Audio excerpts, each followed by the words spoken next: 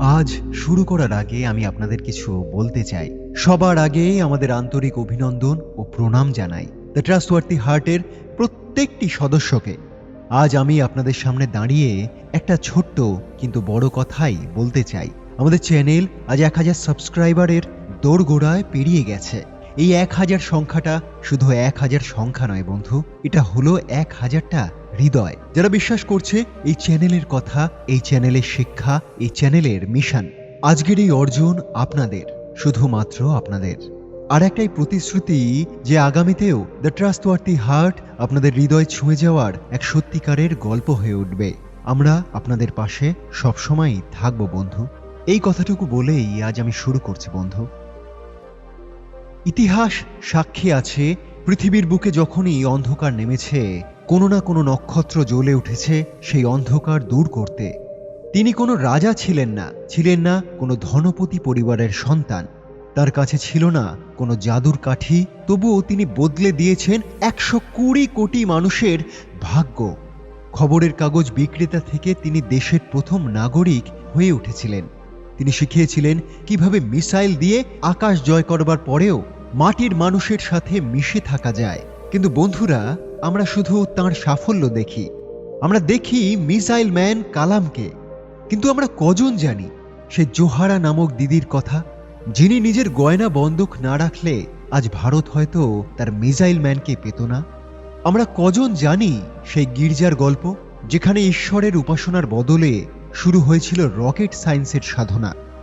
আজকের এই 10টা মিনিটের যাত্রায় আমরা শুধু মোটিভেশন খুঁজব না বন্ধু, আমরা ডুব দেব এমন কিছু অজানা গল্পে যা আপনার লোম খাড়া করে দেবে, চোখে জল এনে দেবে। স্বপ্ন দেখতে টাকা লাগে না, কিন্তু স্বপ্ন সত্যি করতে গেলে অনেক সময় চড়া মূল্য দিতে হয়। কালাম তখন খুবই ছোট, তার বাবার নৌকার ব্যবসার অবস্থা বড়ই খারাপ, ঘরে অভাব অনটন, কিন্তু কালামের চোখে তখন ইঞ্জিনিয়ার হওয়ার স্বপ্ন। তিনি ভর্তি হতে চাইলেন মাদ্রাজ ইনস্টিটিউট অফ টেকনোলজিতে, কিন্তু ভর্তির ফিস তার কাছে ছিল না সেই সময় 1000 টাকা। আজকের দিনে দাঁড়িয়ে আমাদের কাছে কিছুই নয়, আমরা বেমালুম খরচা করে ফেলি, কিন্তু 1950 সালে এক জেলের ছেলের কাছে ওটা ছিল একটা হিমালয়ের সমান। কালামের বাবা হতাশ হয়ে পড়েছিল, স্বপ্ন কি তাহলে শুরু করার আগেই ভেঙে যাবে আমার ছেলের? ঠিক তখনই এগিয়ে এলেন তার বড় বোন জোহারা। তিনি তার হাতের সোনার বালা এবং গলার চেনটা খুলে কালামের হাতে তুলে দিয়ে বললেন, ভাই তুই যা, আমার গয়না আজ দিচ্ছি, তুই যা। তোর শিক্ষা ভবিষ্যতে আমাদের বংশকে তার চেয়েও হাজার হাজার গুণ বেশি সম্মান দেবে। কালাম সেদিন খুব কেঁদেছিল। সেই সোনার গয়না বন্ধক রেখে তিনি কলেজে ভর্তি হন, আর সেদিন তিনি প্রতিজ্ঞা করেছিলেন, আমি আমার বোনের এই ত্যাগের প্রত্যেকটা কণা আর ঘাম দিয়ে পরিশোধ করব। আপনার পরিবারের কেউ না কেউ আপনার জন্য স্যাক্রিফাইস করছে, তাই না? হয়তো বাবা ছেঁড়া জামা পরে আপনাকে ভালো স্কুলেই পড়াচ্ছেন, মা নিজের শখ বিসর্জন দিয়েছেন। আপনি যখন পড়তে বসে অলসতা করেন, তখন একবার সেই জোহারাদের কথা ভাবুন তো, যারা আপনার দিকেই তাকিয়ে আছে। হ্যাঁ বন্ধু, তাদের কথা একবারটি ভেবে দেখুন। এমআইটিতে পড়ার সময় একটি ঘটনা ঘটে যা কালাম স্যারের জীবন দর্শন বদলে দেয়। তাকে একটি low level attack aircraft design করতে বলা হলো। কালাম খুবই খেটে একটা ডিজাইন জমা দিলেন, কিন্তু তার প্রফেসর সেই ডিজাইনটা দেখে রেগে গিয়ে ছুঁড়ে ফেলে দিলেন। তিনি বললেন, এটা জঘন্য হয়েছে, আমি তোমাকে মাত্র 3 দিন সময় দিচ্ছি কালাম, যদি 3 দিনের মধ্যে নতুন ডিজাইন জমা না দিতে পারো তবে তোমার স্কলারশিপ আমি বাতিল করে দেব, বুঝলে? স্কলারশিপ বাতিল হওয়া মানে পড়ালেখা বন্ধ, বোনের গয়না সব জলে যাওয়া। কালামের মাথায় যেন আকাশ ভেঙে পড়ল। প্রথম রাত গেল, কাজ হলো না। দ্বিতীয় রাত গেল, চোখে কোনো ঘুম নেই, পেটে দানা পানি নেই। তৃতীয় রাত তিনি পাগলের মতন ড্রয়িং বোর্ডে কাজ করেছিলেন। শেষ দিন সকালে প্রফেসর ক্লাসে ঢুকলেন। কালাম ভয় কাঁপছিল। প্রফেসর ডিজাইনটা দেখলেন, অনেকক্ষণ চুপ রইলেন। তারপর হঠাৎ কালামকে জড়িয়ে ধরে বললেন, আমি জানতাম তুমি পারবে কালাম, আমি তোমাকে টেস্ট করছিলাম যে চরম চাপের মুখে তুমি ভেঙে পড়ো নাকি না জ্বলে ওঠো। এর শিক্ষাটা কি? জীবন আপনাকে স্কলারশিপ কেড়ে নেওয়ার ভয় দেখাবে, ডেডলাইন দেবে। মনে রাখবেন, হীরা তৈরি করতে হলে তাকে চরম চাপ সহ্য করতেই হয়। প্রেসার কুকারেই কিন্তু রান্না তাড়াতাড়ি হয়। তাই চাপকে ভয় পাবেন না।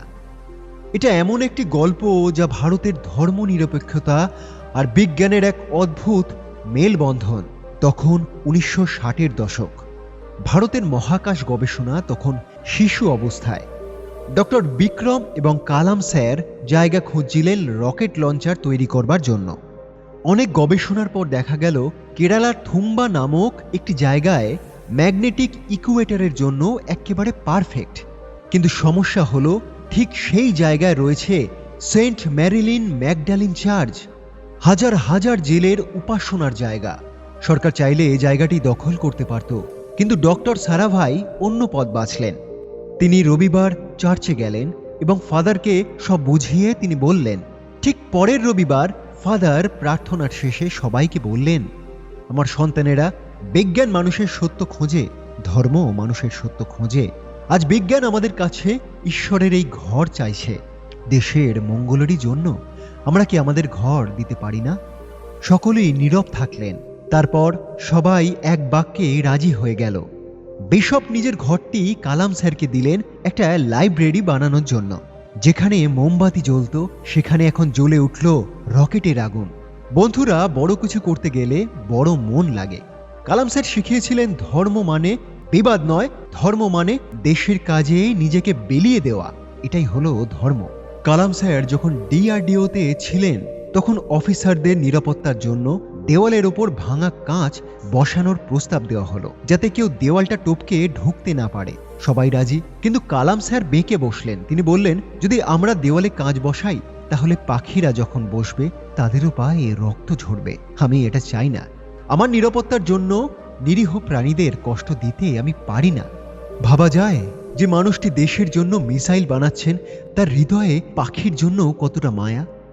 আরেকটি ঘটনা বন্ধু, তিনি যখন রাষ্ট্রপতি হলেন তার আত্মীয়রা একবার রাষ্ট্রপতি ভবনে বেড়াতে এলেন। তারা সেখানে থাকলেন, খেলেন। কালাম স্যার কিন্তু সরকারি টাকা খরচ করলেন না। তিনি নিজের পকেট থেকে ব্যক্তিগত চেক কেটে সেই টাকা সরকারি কোষাগারে জমা দিলেন। তিনি বললেন, সরকারি সুবিধা জনগণের ট্যাক্সের টাকা, এটা আমার বাপের সম্পত্তি নয়।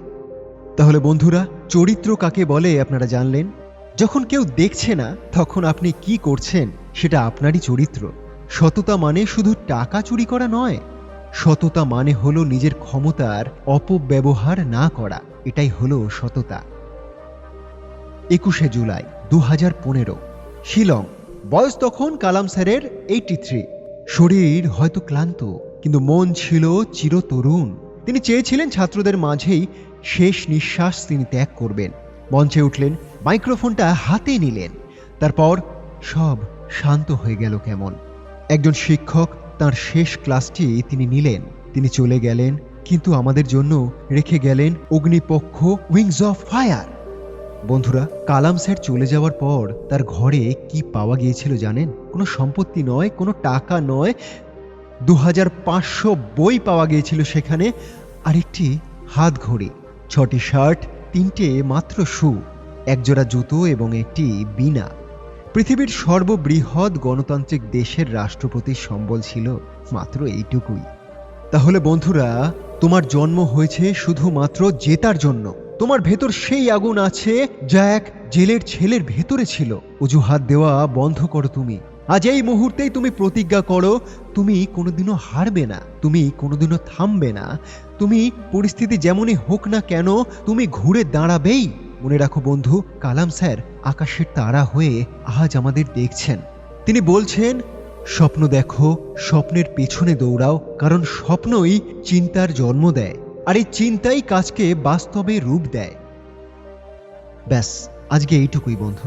যদি এই 10টা মিনিটের জার্নি আজ তোমাদের ভালো লেগে থাকে, যদি মনে হয় আজ নিজেকে বদলাবে, তাহলে কমেন্টে লেখো বন্ধু, I promise sir. Video share করো তোমার সেই সব বন্ধুদের সাথে যারা জীবনে হতাশ। ভালো কাজ ছড়িয়ে দেওয়ার এটাই হলো দেশ সেবা। তোমরা সকলে অনেক অনেক ভালো থাকো। আমাদের চ্যানেল দ্য ট্রাস্টওয়ার্থি হার্ট তোমাদের পাশে সব সময়ের জন্যই থাকবে।